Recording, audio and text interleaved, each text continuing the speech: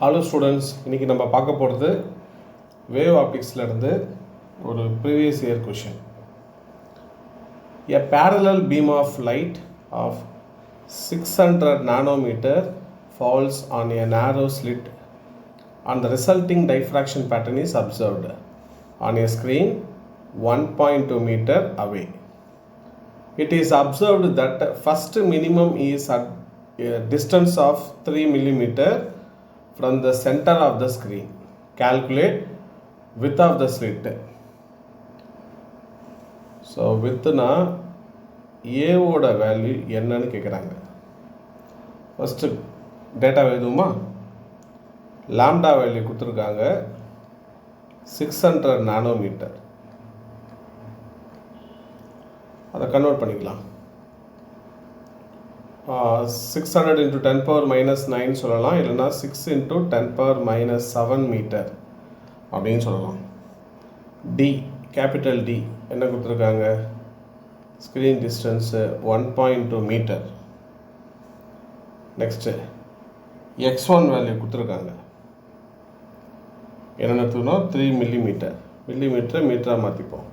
10 power minus 3 metre. So இதுக்கு என்ன formula நம்ம யூஸ் பண்ண போகிறோம் அப்படின்னு பார்த்தீங்கன்னு வச்சுங்களேன். டிஸ்டன்ஸ் ஆஃப் nth மினிமமுக்கு ஒரு ஃபார்முலா இருக்குது. nth minimum from the centre of screen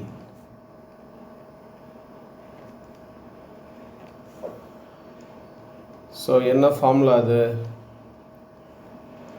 xn which is equal to n d lambda by a. இந்த ஃபார்முலா நம்ம மறக்கக்கூடாது. ஸோ இப்போ கொஷினில் பொசிஷன் ஆஃப் ஃபஸ்ட்டு மினிமம் தான் கேட்குறாங்க.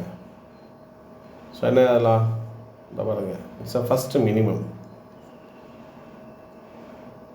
ஸோ பொசிஷன் ஆஃப்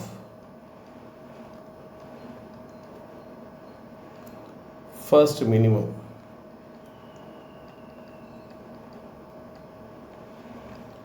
நம்ம அதை இங்கே n equal to 1 சப்ஸ்டியூட் பண்ணிக்கலாமா?